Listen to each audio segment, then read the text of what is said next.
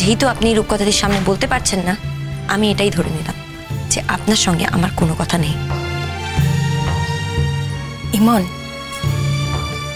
তোমার বর তোমাকে ডাকছে আলাদা করে দুটো কথা বলবে বলে। যাও না, একবার যাও, গিয়ে শুনেই এসো কি বলছে। আমি কার ডাকে সাড়া দেবো আর কার ডাকে সাড়া দেবো না সেটা ঠিক করার অধিকার একমাত্র আমার আছে। আমার হয় সেটা কেউ ঠিক করবে না রূপকথাটি। এমনিতেই তোমরা আমার আসার আগে কথা বলছিলে, আমার জন্যই তোমরা কথা থামাতে বাধ্য হয়েছ। আমার হাত থেকে থালাটা পড়ে গেল বলেই কিন্তু তোমাদের থামতে হয়েছে। প্লিজ তোমরা কন্টিনিউ করো, আমি আসছি।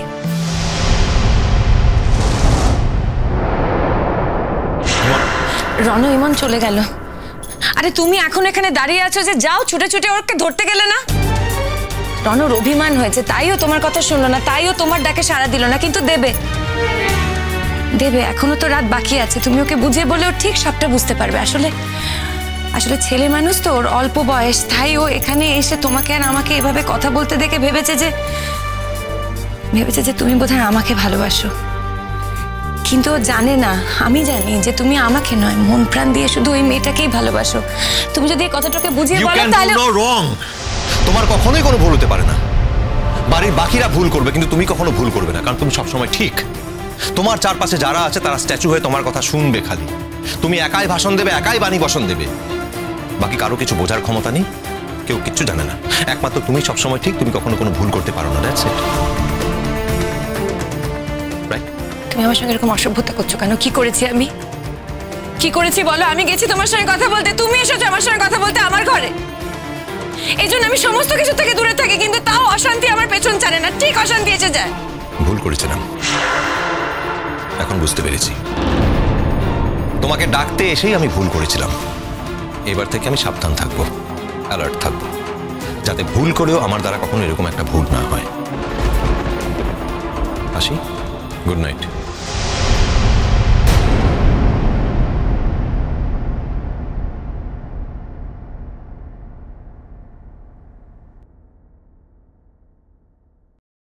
সবসময় তুমি আমাকে আঁচড়াও, আমাকে আঘাত করো। কেন কেন রণ, কেন বলো তো? আর সত্যি তো আমি তোমার কাছে যাইনি, তুমি আমার কাছে এসেছিলে। আর কথায় কথায় কথা উঠেছিল তোমার বউ যে তখন চলে এসে শুনতে পাবে আর শুনে এরম ভাবে রিয়াক্ট করবে, সেটা কি আমার জানার কথা ছিল? আমি কি করতে পারি? তোমার বউ তোমার ডাকে সাড়া না দিলে? এখন অভিমান হয়েছে তাই সাড়া দেয়নি, রাত হোক সব অভিমান মিটে যাবে। কাল তোমরা আবার আগের মতো হাসি গল্পে একসঙ্গে থাকবে, তাও আমি জানি। তাহলে শুধু শুধু আমাকে আমার উপর এভাবে রিয়াক্ট করলে কেন? কেন কেন রণ, কেন?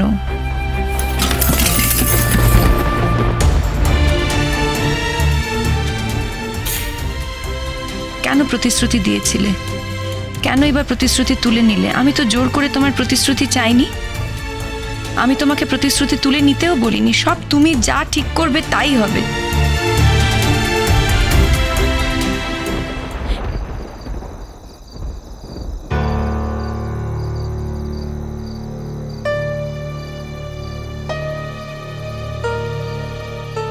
ইমন,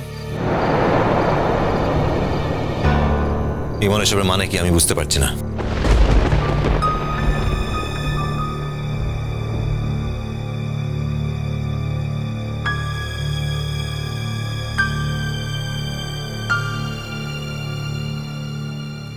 কি হয়েছে ইমন? কি ব্যাপার যে তুমি বিছানা না ঘুমিয়ে এখানে শুয়ে রয়েছো? কি হয়েছে বলো? Don't touch me! ছবেন না আমাকে। আপনি আমাকে ছুতে পারেন নাকি? আমাদের ডিলে লেখা ছিল, শর্ত ছিল, যখন ইচ্ছে যখন তখন আপনি আমাকে ছুতে পারবেন। ডোন্ট ইনসাল্ট মি ইমন। তুমি যেভাবে মিন করছো আমি তোমাকে সেইভাবে ছুতে যাইনি। যখন দেখলাম তুমি মাটিতে এরকম ভাবে শুয়ে রয়েছো, বিছানায় না শুয়ে চাদর মুড়ি দিয়ে, তোমার সঙ্গে কথা বলবো বলে কাপড়টাকে সরাতে গেছিলাম আমি। That's it. কি কথা আমার সঙ্গে? কোনো কথা নেই। তুমি রাতে না খেয়ে এরকম ভাবে শুয়ে রয়েছো কেন? বেশ করেছি, আমার ইচ্ছে।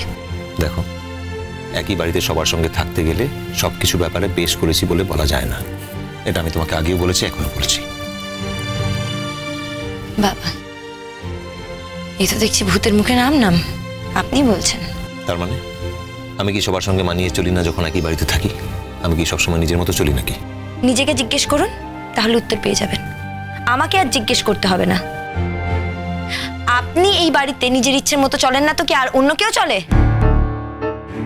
এই বাড়ির প্রত্যেকের সঙ্গে আপনার আলাদা আলাদা কমিটমেন্ট রয়েছে। একই বাড়িতে আপনি নানা রকম জীবন যাপন করেন। আপনি বলছেন এখন কথাটা। কি জীবন যাপন করি আমি? কি আমি এক একজনের সঙ্গে এক এক রকম কমিট করি? সেই কথাটা বলতে আমার রুচিতে বাধে। রুচিতে বাধার মতো কোনো কাজ অন্তত রণজয় চ্যাটার্জি করে না। থাক থাক, অনেক হয়েছে, থামুন। নিজের ঢাকা নিজেকে পেটাতে হবে না। আপনার চরিত্রের কথা সবাই জানে। কি জানে সবাই? হ্যাঁ বলো, আনসার মি। চুপ করে আছো কেন বলো? আর তখন তুমি ওখানে অসভ্যতা করলে কেন? আড়ি পেতে কথা শুনছিলে আমাদের? কি এমন কথা বললাম আমি ওখানে? আর তোমার যদি কিছু শোনার থাকতো, জানার থাকতো, সামনে এসে দাঁড়াতে।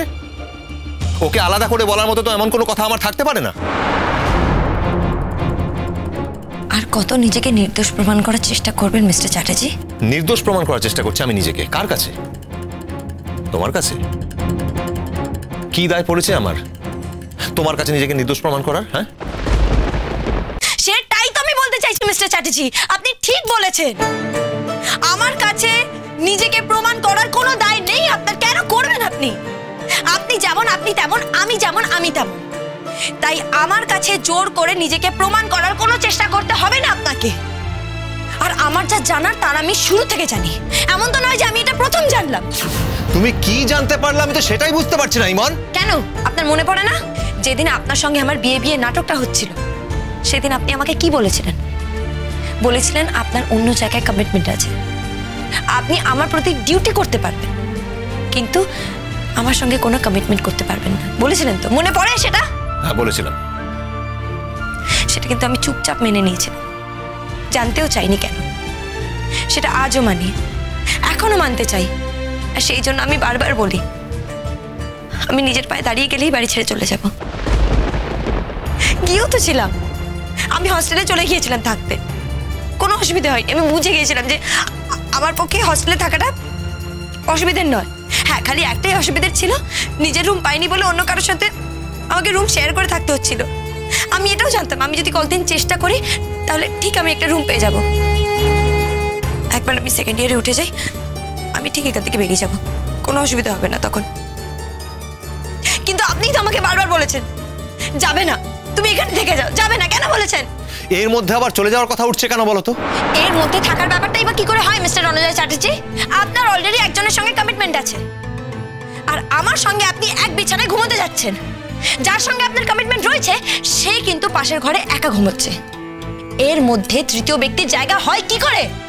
আর আমি কোনো জায়গা নিতেও চাই না, কারণ আপনার সঙ্গে তো আমার কোনো কমিটমেন্ট নেই। কমিটমেন্ট বলে আমি কি মিন করেছি তুমি সেটা বুঝতে পারোনি ইমন, তুমি বুঝতে পারবেও না।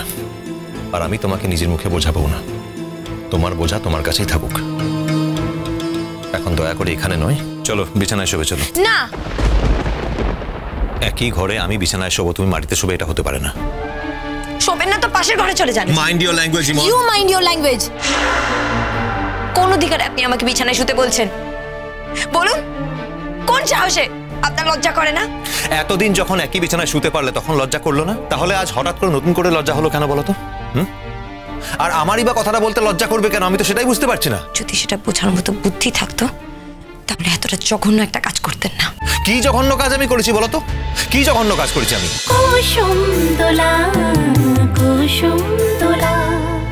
স্টার জলসার প্রিয় শো দেখার জন্য সাবস্ক্রাইব করুন আমাদের ইউটিউব চ্যানেলে এবং আপডেটেড থাকার জন্য প্রেস করুন বেল আইকন। চলো চলো চলো চলো পাল্টাই।